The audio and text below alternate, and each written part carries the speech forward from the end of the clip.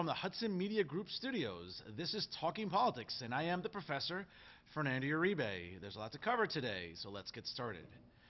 This is what I'm thinking about right now. Folks, hopefully you all had a chance to watch the Women's World Cup tournament for the last few weeks on Fox Sports. To no one's surprise, the women's national team here in the United States won back-to-back championships after defeating the Netherlands this past Sunday. But it's not so much about winning the championship, but what happened afterwards. And that really got me thinking about one person in particular, and that's Team USA co-captain Megan Rapinoe. Now, for sure, listen, she's feisty, she's outspoken, and she's a really good soccer player. So, of course, is it any wonder that people are constantly in love with Megan Rapinoe right now as she's occupying our news feeds? Now, the soccer star and U.S. women's national team co-captain, again, has become a celebrity after guiding the women's national team this past Sunday. Amid sort of like an endless amount of fanfare, she's received a glowing feature in the Washington Post this week after the victory. She's even modeled for Sports Illustrated, and she's become quite the viral sensation. As a matter of fact, one article this week in one of the mainstream publications even endorsed her for president. Go figure. Now, the problem is that, well, there's just one issue I have here. And the reality is that Megan Rapinoe is actually kind of an awful person. Now, sure, Megan has incredible soccer skills for sure, but this sort of entitled, arrogant, and unpatriotic attitude is the epitome of what we know as first world privilege. Now, let's start with the facts, because I don't want anyone having a tantrum online after they view this and then certainly barraging me with sort of unfair character assassinations via social media. So again, let's start with the facts. Yes, she's a celebrity, she's a lesbian icon, and she's a millionaire. But according to Rapinoe, she's an oppressed victim of sexism, apparently. Now, she's been at the forefront of the fake outrage and sort of the demands for equal pay compared to the men's soccer team. She's even encouraged public shaming of FIFA president Gianni Infantino and even filed a lawsuit against the United States Soccer Federation. Now, I'm not going to defend FIFA or U.S. soccer because they're both sort of very inept and corrupt entities in their own right. Yes, she has a right to do that, but we also have to sort of call her out to see whether she's being philosophically consistent. Now, the problem is also that Rapinoe is too drunk on political correctness and sort of infatuated with her own celebrity to sort of acknowledge the inconvenient reality that viewership for the Men's World Cup last year in Russia, whether they won or lost, vastly outweighs that of the women's tournament. For example, it's estimated, according to reports this week, that 1 billion people will have watched the 2019 Women's World Cup tournament. But compare that to the 2018 men's performance in Russia during the 2018 World Cup, well, guess what? That reached over 3.6 billion people. Now, of course, we're expected to sort of leave this out because there's sort of that gulf in sort of physical competition between men and women's soccer. And the reality is that it's truly immense. Let's just think about this reality. And this isn't me sort of speculating. This is fact, folks. You can Google it. Just 2 years ago, the world's uncontested best group of girls, actually our own, the U.S. women's soccer team, lost very badly to a team of young men under the ages of 15 from an academy of a new building soccer league here in the United States. Now, what does that tell you? That the gap in talent is going to be reflected in both viewership and guess what? In pay structures. But Megan Rapinoe only seems to sort of gain this celebrity victimhood by pretending that these disparities aren't important. So why not stir up the most possible outrage that she possibly can? Now, let me be clear about Megan Rapinoe. Again, she's an incredible soccer player. And I understand that she has some grievances and some issues right now with sort of like the political climate, not only in Washington, but even nationally. Now, this is where she sort of loses me. Because nowhere in the world can Megan Rapinoe earn the living that she's made or even gain the celebrity that she's earned than here in the United States. And I always find it funny when I hear sort of athletes of any kind sort of venture into the political arena. Now, you're entitled to your opinion, and that's fine. I don't want to silence anybody. I mean, hell, I talk about politics every week here. So I certainly don't want anyone to silence my opinion, nor do I want anyone else's silenced as well. But these are some things that sort of we should keep in mind about Megan Rapinoe. This sort of fake outrage, I think, that she's sort of espousing, I think is very real, and it's very dangerous. Now, there's no question, folks, and let me be very clear about this. Yes, she's a proud lesbian, and she stands up for the LGBT community. Are there still some considerable strides that the LGBT community needs to sort of acquire in the United States? Absolutely. Okay, on a state-by-state basis, are there some legislatures that are passing bills and laws, subsequently being signed, that are, let's say, marginalizing LGBT people in the United States? Absolutely. Okay, and we need to do better. We need to do better by the LGBT community. Okay, we need to sort of, pass better laws and certainly preach more tolerance. But the idea that Megan Rapinoe feels that she's so oppressed here in the United States, well, that's just flatly untrue. As an athlete, and more important, as a lesbian, you know what? Megan Rapinoe would not venture as well if she went outside of our borders. Now let's put this in perspective. If you watched the Women's World Cup, you saw teams from all around the globe competing in the World Cup. Now, one of the things that sort of I find interesting about Megan Rapinoe is the idea that, here she has it so badly. Well, the reality is, Megan, if you went overseas and you played in some Middle Eastern countries, you want to call the United States an intolerant society? Do me a favor. Go overseas. Go to Saudi Arabia. Go to, Libya. Go to a variety of different Middle Eastern countries. And I'll tell you one thing about intolerance. It permeates there. Why? They oppress women.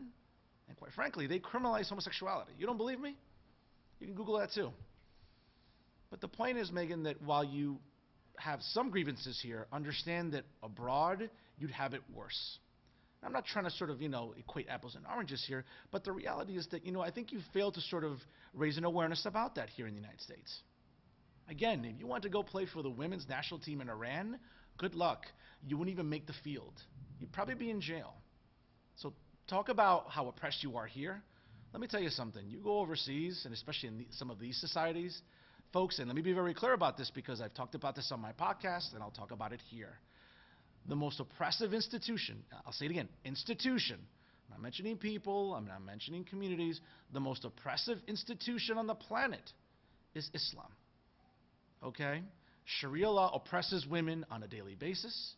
It denies them fundamental rights that they have in other parts of the world. And again, it criminalizes homosexuality. Now listen, I was raised Catholic like many other Latinos in Hudson County, and I would never claim that Christianity is perfect. It certainly has its flaws. I have my issues with the Catholic Church even to this day. But folks, when we talk about how Sharia law is practiced overseas compared to what's practiced here, guess what? I'll take our constitutional form of government and our constitutional law over anything that permeates via Sharia law.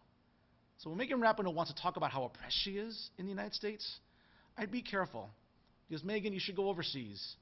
And for your fellow soccer sisters, and especially in countries in the Middle East, they have it very badly. And they have it worse if they're gay like you. Now, I applaud you for being a lesbian icon, for being a champion of the LGBT community. But let's be very careful about crime victimhood here. Because some people aren't buying it. And that starts with me. Now, one of the things also I think, too, that quite possibly might not sit well with people is the fact that beyond sort of like this self-victimhood that Rapinoe seems to be engaging in, it seems to the reality that her words, her rhetoric, and her narrative seems to be marred by sort of just a basic lack of appreciation for the country that she lives in. She's turned the historic win by the women's national team, again, back-to-back championships, into some sort of political pissing match and her own personal referendum, when it could have been, quite frankly, a bipartisan moment of celebration and honestly, a moment of unity for the United States. When asked recently, Megan Rapinoe said, quote, "I'm not going to the effing White House." Plus, she has repeatedly knelt for the national anthem and said, "I'll probably never put my hand over my heart, and I'll probably never sing the national anthem again." Now, folks, listen, let me be very clear about this, too. I don't have an issue with her doing that. I've talked about it repeatedly on my podcast, and I'll continue saying it. I don't have an issue with anyone like Colin Kaepernick or anyone like her kneeling during the national anthem. That's her right to do that. Now, the repercussions that come from it, well, I mean, she can't avoid that. And obviously, as you know, Colin Kaepernick hasn't avoided it either. Now, she's entitled to do that. But where I draw the line, I know many Americans draw the line, is the fact that right after her World Cup victory, Rapinoe and even a teammate dropped the American flag on the field just to simply pose for a photo op. No offense, you can kneel during the national anthem. You can choose not to sing the national anthem. Okay? But do me a favor.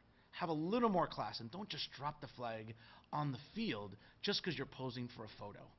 That, quite frankly, that's where I draw the line, and that's where I look at it as disrespectful.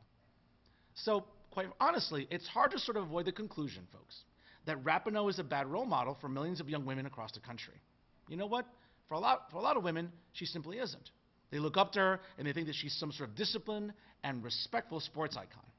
But what she really is a bitter, petulant celebrity who is totally ungrateful for the opportunity that she's had. As a recent columnist in the New York Post, who I read quite often, Mark Thiessen, went on to say in his latest column, quote, Megan Rapinoe is a great but needlessly, selfishly divisive athlete. Well, the truth is, folks, that unfortunately, this has been lost in this entire post-victory fanfare. Everybody should be happy that the United States women's team once again proved its excellence on the international stage and thus claimed back-to-back championships. But let's also remember that Megan Rapinoe is someone not worth celebrating. I'll keep saying it until, I don't know, until I'm blue in the face or until you get it. Again, I applaud her dissent. She has a right to her opinion, but not the right to her own facts. And the facts are this. Yes, there's still stuff that needs to be done to help the LGBT community. As I said earlier, in many states throughout the country, they're still marginalized, they're still discriminated against, and they still feel prejudice on a daily basis. We need to do better, and hopefully legislatures around the country will do so. But the idea that she has it so badly compared to other parts of the world and other female soccer stars is just plainly false. As I said before, just go to the Middle East, be a lesbian and be an athlete, and see how far that gets you. It won't get you very far. So you know what, Megan?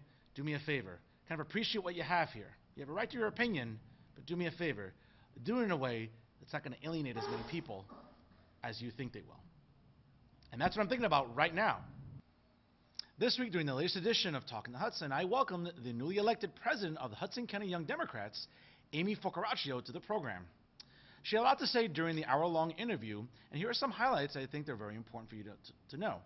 First and foremost, I asked her, quite frankly, what motivated her to pursue the office of the presidency for the Hudson County Young Democrats, as we knew that the organization locally had experienced some turmoil, and honestly, what even encouraged her to seek higher office. Well, Aimee, let's get to it. And first and foremost, I talked about this on my podcast a few weeks back, I think shortly after the transition and certainly a change of leadership in the Hudson County Young Democrats. I don't want to pour salt in the wound, but I was very adamant on this program weeks ago that a change in leadership, I think, was very sort of noteworthy countywide, specifically for a certain mayor in Jersey City. But before I get to that, what prompted you and the current executive board to sort of take on this task and say, you know what, we don't like the leadership? Well, again, I don't want to speak for you, but I'm just assuming that you didn't like the leadership, which is why you ran for the position you did. So what was the thought process that went into that, Aimee? So really what it comes down to, I really can't say that it wasn't a matter of me not liking the current leadership. I was actually previously on the board as a community services director, and unfortunately due to a lot of circumstances, at the time of our reorganization meeting, we had multiple open positions on the board that hadn't been filled in a few months. A few people had left, been promoted, got new jobs, had other previous commitments, family things going on. So our board, unfortunately, was not at its full capacity, and a lot of work was not getting done. I really, like I said, I can't say anything bad about the previous board members, and I wouldn't, because they really did do an excellent job, previously, but unfortunately we were just at a point where things were stagnant and nothing was really getting done, and there was a lot of work to be done in the county, and especially in the area of Young Democrats. So it was just a decision that I made with a couple different people, and they were just really interested in doing the work and getting involved, and it was really an excellent opportunity. It was exciting to see so many people from different areas of the county willing to join the board and take on such a large task of really engaging the county and the community, and it's an exciting opportunity that we have right now with an amazing group of people. She had a lot to say, quite honestly, about the direction of the Hudson County Young Democrats and what she's looking to do, not only for the rest of 2019, but also into 2020, which will certainly be a very interesting year, not only locally, statewide, but also nationally during the next presidential election. In addition, she also talked about the current climate right now, not only just, again, here in Hudson County, but throughout New Jersey and throughout the rest of the country, but more importantly, the impact it's having on the Democratic Party and honestly, why it seems to be so divided right now during the primary process. Let's see what she had to say. And a shout out to the rest of the executive board. I know your new vice president, Ms. Cirillo, obviously her brother, good friend of the program, and the entire executive board, a great job there by all of you really, getting that turnout for the reorg meeting and certainly, becoming visible and remaining visible. And certainly, we'll get into some of that in a moment. But Aimee, these are challenging times to be a Democrat. Certainly, whether it's the Young Democrats in Hudson County, whether it's, just a Democrat in general. I have the privilege every month of interviewing the HCDO chairwoman, Amy DeGees, on this program. So I feel I always feel honored when she takes the time to come on this program monthly. So it's great to have her on as a regular guest. And we talk about this all the time, Amy and I. And for me, I always look at Amy as someone who's very reasonable, someone I think who's very rational. I mean, maybe because she's a fellow teacher like myself, maybe I'm biased in that way, Amy. But and I've shared these concerns, and I really want to hear your thoughts because I really have never, I think, picked your brain ideologically. But these are challenging times to be a Democrat, though, Amy, because even the most moderate Democrat today might start to be outnumbered, because I think what we're seeing, whether it's maybe countywide or maybe statewide or nationally, it seems like there are just elements of the Democratic Party that are kind of going off the deep end. And that concerns a lot of middle-of-the-road Dems. I'm just curious, how does it sit with you? And, where do you stand in all of this sort of, disarray that seems to be sort of engulfing the Democratic Party? So right now, we are in a really critical time for the country. There are so many things that need to be changed, and there are so many issues that we can all see very clearly. A lot of the issues we face are bipartisan issues. The problem is that everybody has their own political agenda on how they want to fix them. As a Democrat and as a young Democrat, I worry about our generation and the future generations because there are so many things that affect us personally, which is why it's so important to get young Democrats out and actively involved. The problem is that a lot of people want to complain or have opinions about things that are going wrong or injustices they see, but they're not ready to get out and make the move and try and fix them. And that's the biggest problem we really face, as a younger generation and as Democrats. We have a bunch of different candidates from all different backgrounds right now running for president, and it's difficult to weed out who's really in this game for the right reasons. Politics in itself can be interesting in the sense you have people from all walks of life getting involved for all different reasons, and we really need to find the candidate that's really going to benefit our country and our people. So I think it's really interesting what's going on and, the way it's bringing people out to get involved. The more they get involved, the more moves and work we're able to get accomplished and get done.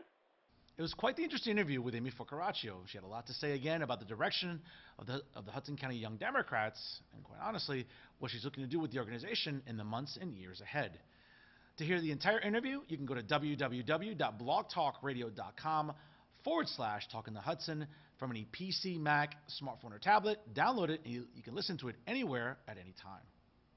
Now to some local stories, and one that really should capture our attention, especially during the summer months, folks, and one that should perhaps alarm Hoboken residents and even visitors to the Mile Square City, and that's the reality that Hoboken taxi fares are going to be increasing. My goodness, go figure. Now, again, great story shared this week on the Hudson Reporter's website. Now, according to the Hudson Reporter, taxi fares in Hoboken will change in the following week after the City Council authorized an increase in fares for Hoboken taxis within the city at the request of the Hoboken Taxi Drivers Association. Now, taxi fares for service starting at the Hoboken Terminal are currently $5 for one passenger.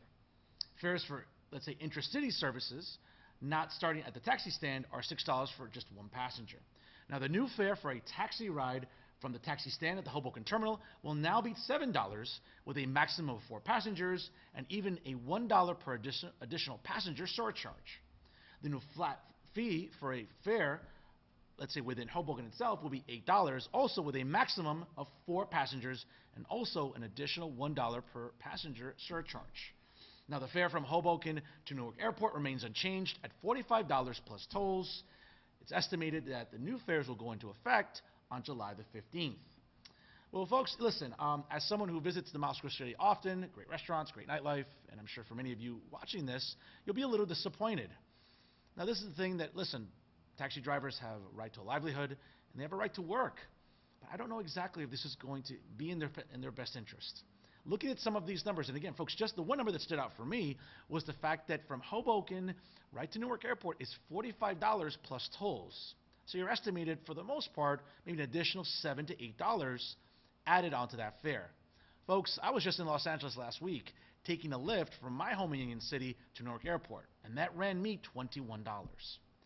So, quite honestly, I think that Hoboken taxi drivers, while they deserve a raise because they're working just like everybody else, I don't know if this is going to be in their best interest. Ride-sharing apps such as Uber and Lyft, respectively, are changing the marketplace. They're changing the way that we are going to sort of transport ourselves, not just within Hoboken, but throughout Hudson County and even throughout New Jersey. Okay? I've even done some searches on the app itself even before broadcasting today, and I can tell you that going from the Hoboken terminal all the way uptown to Pier 13, which is on 14th and Frank Sinatra Drive, is a mere $4.50. Now, what the Hoboken Taxi Drivers Association are advocating for is an increase, and I get that. They have bills to pay like everybody else, and I know that they're working hard for their money. But I don't know if they're going to remain competitive, especially in Hudson County when Uber and Lyft are charging much more affordable rates just to get from point A to point B.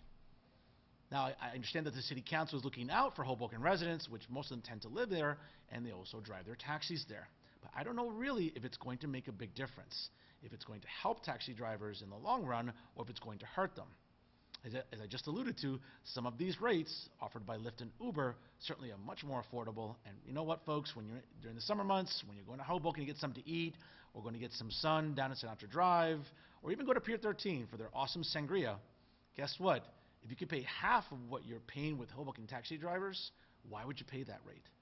So again, I applaud the City Council for trying to help out the taxi drivers, but in the long run, Uber and Lyft might just sort of wipe them out in the marketplace.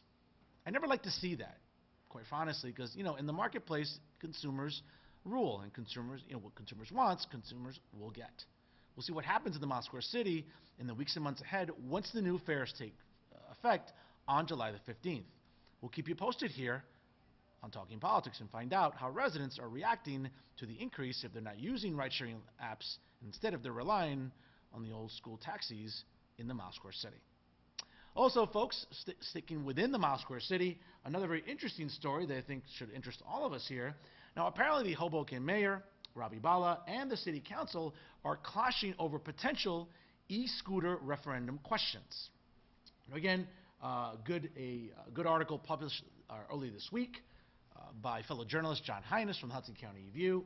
He went on to report that Hoboken Mayor Ravi Bala is again once at odds with the majority of the City Council after they voted down an ordinance to place a non-binding referendum question coming up on the November 5th ballot regarding the future of e-scooters. Now, the mayor went on to say, quote, "Last week, I asked the Hoboken City Council to consider a public, non-binding question on the ballot in November to allow the public a voice in whether or not the city should permit an e-scooter sharing program. He said, I believe this is a democratic way for residents to make their voices heard on an issue with a number of positive benefits, but also many passionate opinions." At the recent City Council meeting, the governing body voted the measure down by a margin of 5-2, with only the ordinance sponsors, council members at large James Doyle and Emily Jabor, voting yes. Councilman Mike DeFusco and Councilman Peter Cunningham were absent from the vote. Now, the language of the question will be very basic. Should the city of Hoboken allow e-scooter sharing entities to operate within the city of Hoboken? Let me read it to you again. Should the city of Hoboken allow e-scooter sharing entities to operate within the city of Hoboken? Now, e-scooters have been a hot button issue for residents for many, many weeks now, with pedestrians and drivers alike routinely complaining on social media about reckless and or irresponsible e-scooter drivers. I mean, late last month, folks, it was reported by Hoboken police that the first e-scooter related arrest was made when a rider hit a pedestrian in the crosswalk and then attempted to flee the scene. That's perhaps the most unique hit and run I've ever heard of. Now, according to the mayor, all the controversy warrants the community weighing in at the ballot box. He said again, quote, "I strongly believe we should be governing by listening to the voices of more residents, not stifling an opportunity to gather input on an issue through a fair and democratic method." Now, whether the city of Hoboken continues to allow e-scooters is not just a mundane question of governance, as we are one of the first municipalities in the region to pilot the program, and the end result can have an impact broadly across the state, and again, even throughout Hudson County. This is all the more why residents need to be heard on this issue. Now, folks, this is one of the things that's interesting about e-scooters. If you've driven around or walked around the Mile Square City, they're everywhere now.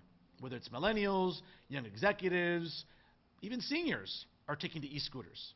And they're convenient, they're affordable, but quite frankly, folks, they can still be very dangerous. I'm not trying to sort of exacerbate or engage in hyperbole. But folks, you knew a hit and run was going to happen at some point, and it did last month in Hoboken, with a rider hitting a pedestrian and then attempting to flee the scene. That's unacceptable. We need better measures, and we need better sort of oversight on what this program entails.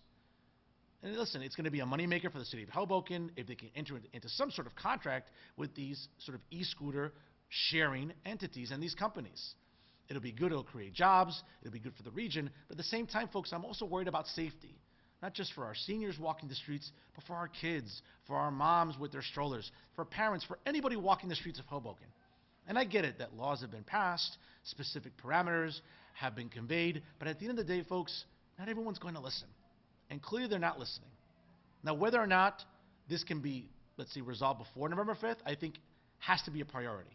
To wait until the ballot box in November, to wait until residents in Hoboken go to the ballot box to sort of voice their concerns about this, I think is waiting too long. Folks, this November, all 80 assembly seats are up for grabs. That's it. Turnout's going to be pretty poor altogether. It'll be poor in Hudson County because all 3 assembly races are really uncontested. Maybe different across the state, but here in Hudson County, quite frankly, all 3 districts aren't going to have any competitive races. So turnout might be very minimal. And especially in the city of Hoboken, where you want turnout for a referendum like this, you might not get it. I'm hoping that Mayor Bala and the city council can come to some sort of agreement, because they need to. This cannot wait until November. This has to be addressed now. Public safety and, quite frankly, making sure that this program runs efficiently should be a priority for everybody in the Mile Square City. We'll keep you posted here in the weeks and months ahead. Well, folks, that's our show for this week. To check out all the wonderful programming offered by Hudson Media Group, check them out online at www.hmgtvshows.com and also www.livestream.com/HMGTV. Make sure you follow them on Twitter and also on Instagram and like them on Facebook. Check out my podcast, folks, live every Wednesday night on Blog Talk Radio by going to www.blogtalkradio.com/TalkinTheHudson. You'll make sure you follow the program on Twitter and Instagram and also like it on Facebook. If we're talking politics, we're doing it right here with the Hudson Media Group. I'm Fernando Uribe. Thank you so much for watching.